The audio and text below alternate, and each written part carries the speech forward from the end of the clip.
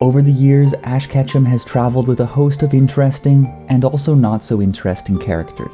And today we are going to separate the stinky Slurpuffs from the groovy Geodudes. Who's the worst? Who's the best? We are going to rank them all.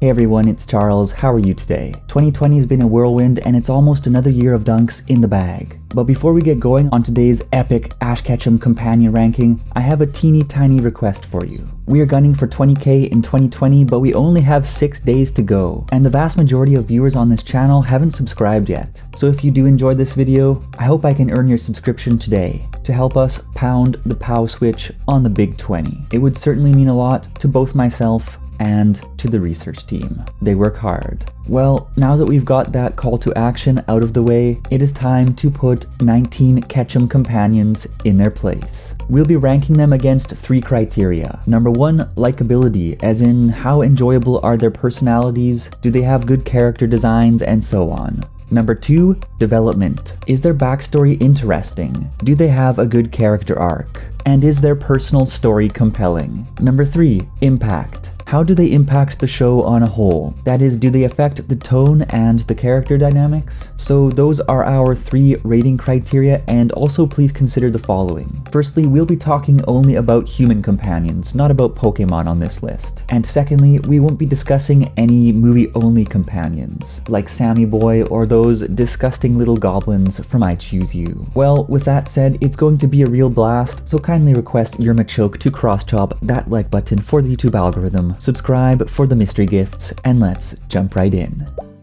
Sophocles. Sophocles was one of the great tragedians of ancient Greece, whose plays have transcended time and the fall of empires into the modern day. From Oedipus Rex to Electra to Philoctetes. Wait, we're talking about Sophocles from the Sun and Moon anime? Well, that's not as interesting, is it? To be frank, Clement 1.1 is the least noteworthy of the Alola cast, but he did have some good moments tied to a traumatic childhood experience with a Minior, and when he misinterpreted his parents' plans to move a few houses down the block as a plan to move far, far away, and accidentally misled his friends into throwing a going away party, putting him in the awkward position of having to apologize after receiving all these gifts and special treatment. Sophocles, he's okay, he just never amounted to much worth talking about. Tracy Sketchit.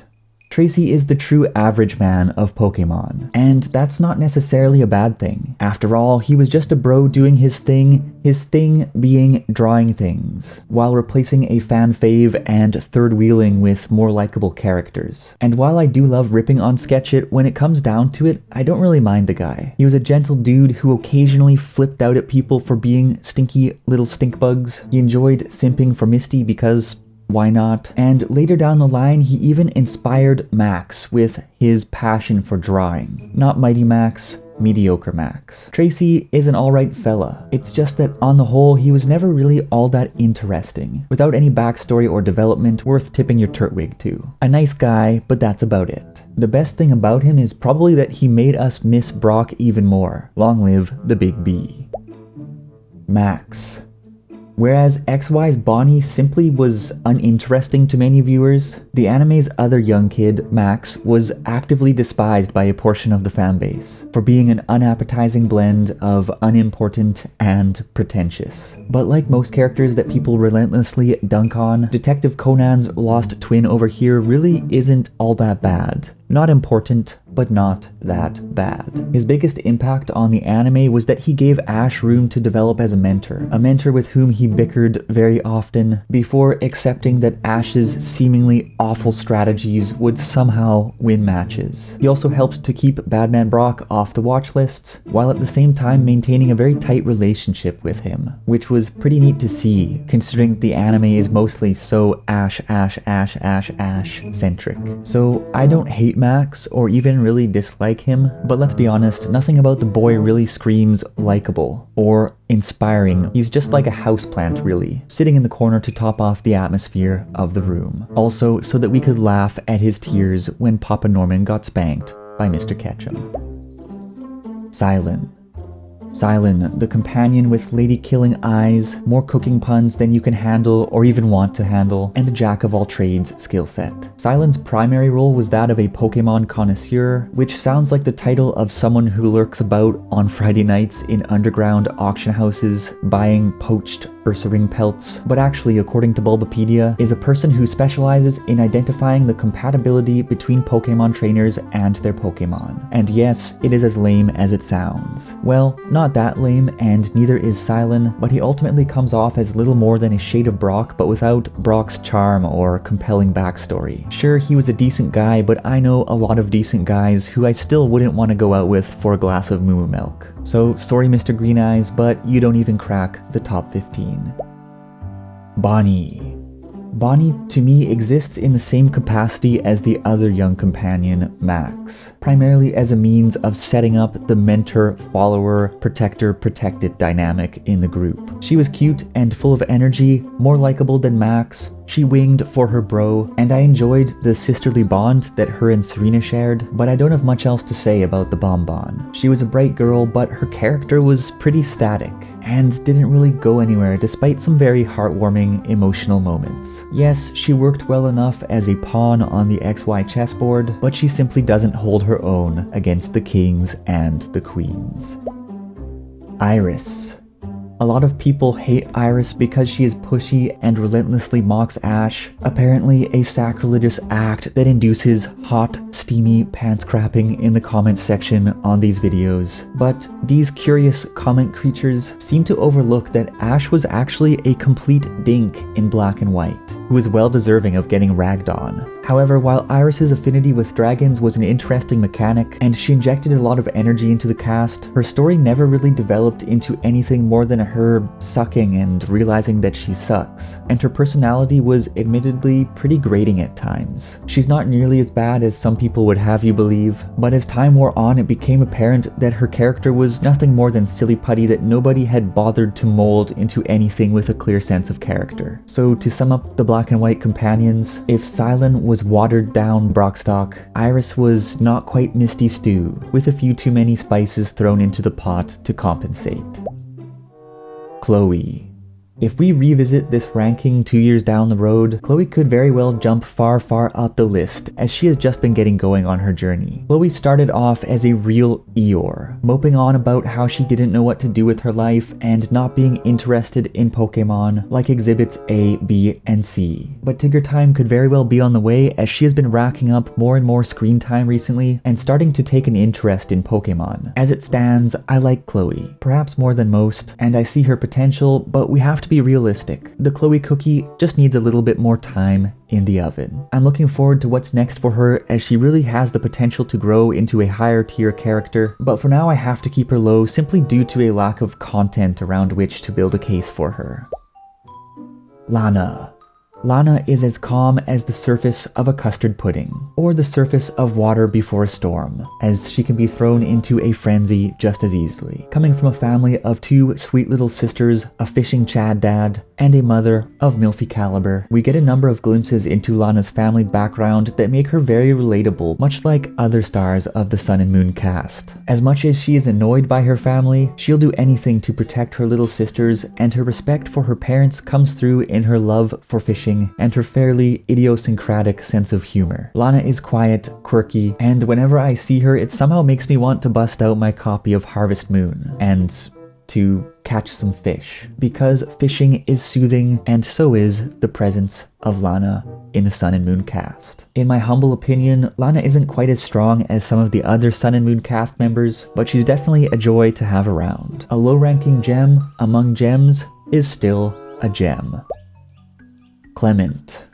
Clement didn't fill the role of either mentor or apprentice to Ash, which was unusual for a bro at the time. Instead, the two of them came off as two buddies on equal footing with very different passions, but who got along very well. And aside from being a funny guy, this in itself was probably the most important impact Clement made on the show, as without a Brock-like mentor archetype shoring up the party, Ash felt more mature than in previous seasons within the context of his travel party. The quick scoop on Clement is that he is is the gym leader of Lumiose City Gym, but more so than his gym leadership responsibilities, he wants to focus on his real passion, inventing things. And first and foremost, as an inventor, Clement's story basically consists of him making things, those things not working, and him making those things better. While it was usually pretty funny seeing his screw-ups with the Clembot and other contraptions that he made over the course of XY, and he was a fun character to have around, nothing about him ever stood out enough to push him into the upper echelon of companions. He's on the same level as the other nice guys, just a little bit funnier and with a very cute little sister. My favorite thing about Clement, like many other characters and Pokemon, is pronouncing his name wrong, which causes hilarious screeching in the comments every time.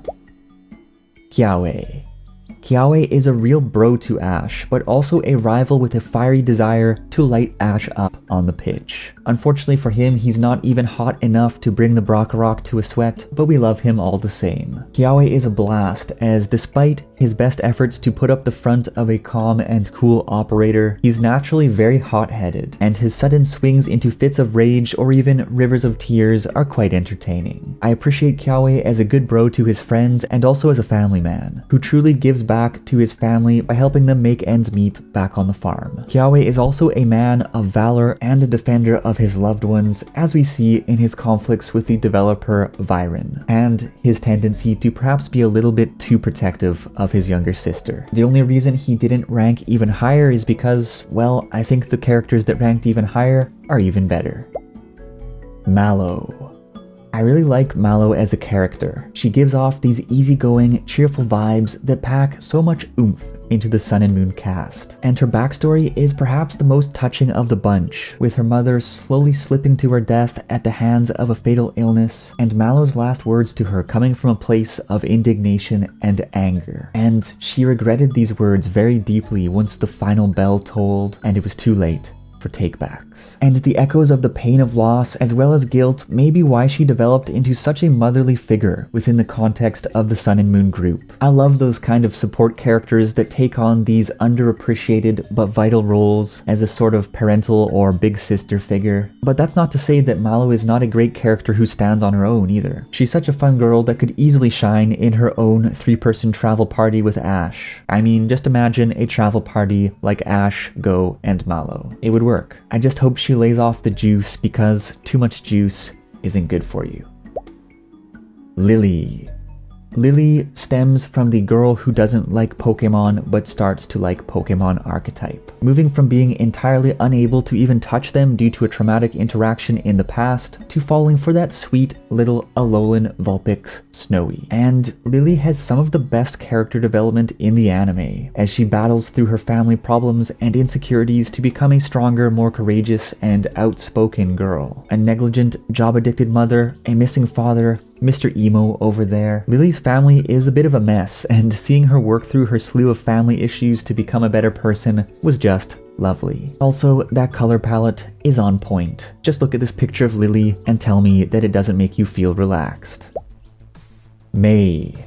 May was the forerunner of the Pokemon coordinator and performer archetype, and the first companion to run a distinct, fleshed out story in parallel with Ash's battle quest. Whereas Misty and Brock had their own dreams lined up when they met Ash, May began her journey as a Pokemon trainer for the opportunity to travel out of the shadows of Papa Norman rather than because of having any interest in Pokemon themselves. But of course, this all changed during her time with Ash when she saw a Pokemon contest and was inspired to become a Pokemon coordinator. Ash and Brock mentored her on the Pokemon side of things, and she put in the grind to develop her passion, ultimately going deep in the Kanto Grand Festival. While Misty dabbled in beauty contests, May's full-fledged competition storyline broke refreshing new ground for the show and became a recurring aspect in later sagas. So if you love Dawn and Serena, then you can thank May for laying out the groundwork. Brock also enjoyed going shopping with her, and if someone is good enough for the Brockrock, then they are good enough for you. A strong arc, a fresh arc, and an arc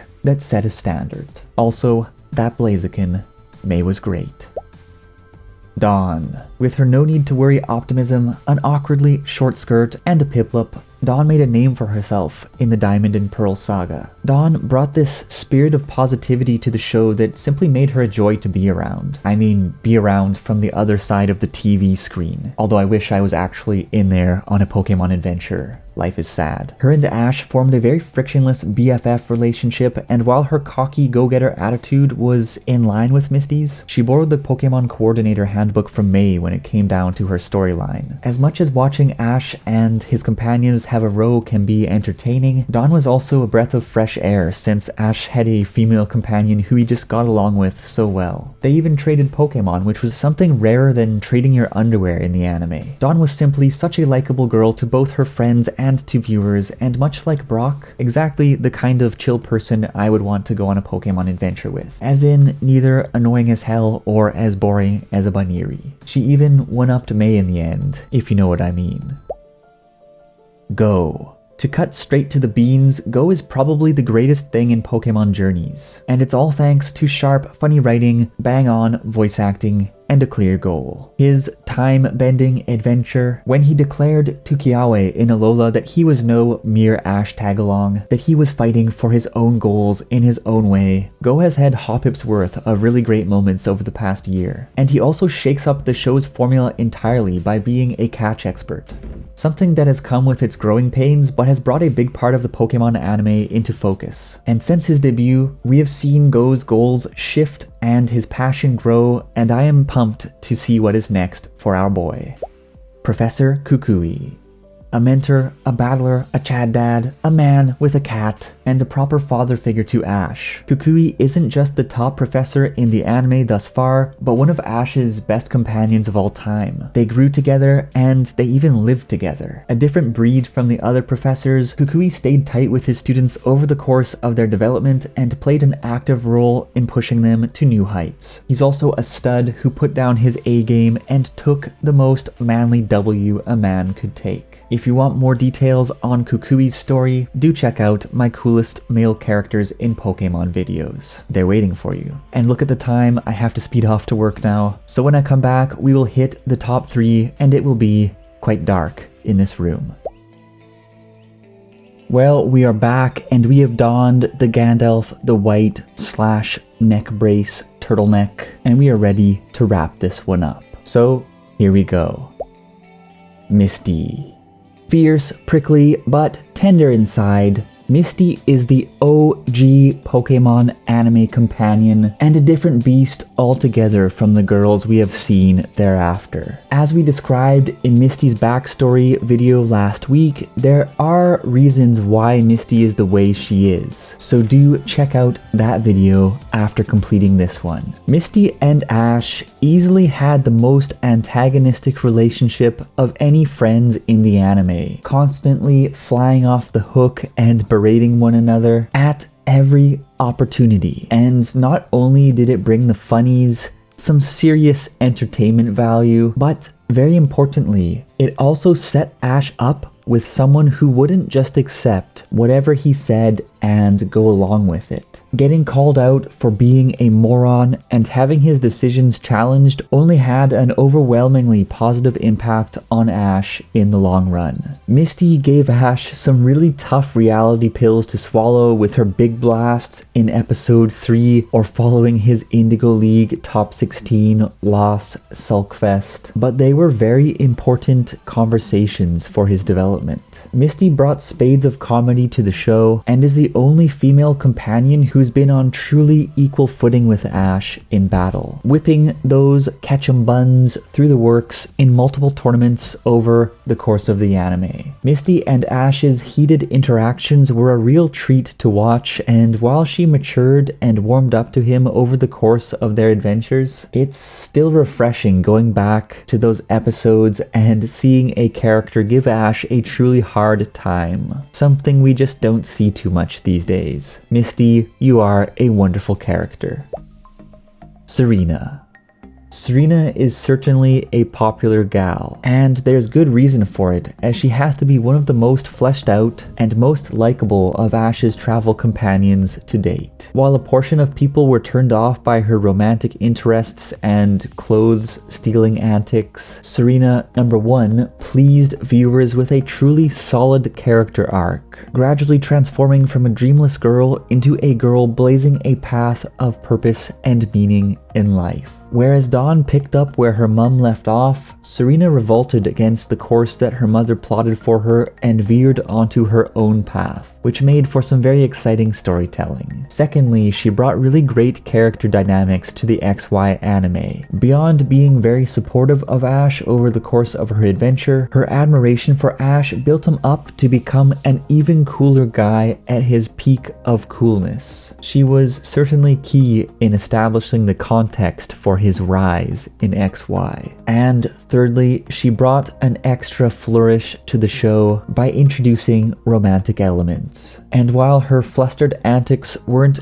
everyone's cup of tea, they seem to have struck a chord with many viewers. On the whole, Serena was one of the most complete feeling characters that Ash has adventured with. And I think she added a lot to the XY anime. She took the Mei formula and perfected it, and man, that snowball scene really stands out to me to this day as one of the anime's most memorable Poké moments. Many people say that Serena is overhyped, but I think if you actually go back and watch XY, you will see why she is remembered very fondly. Well then, number 1, who could it be?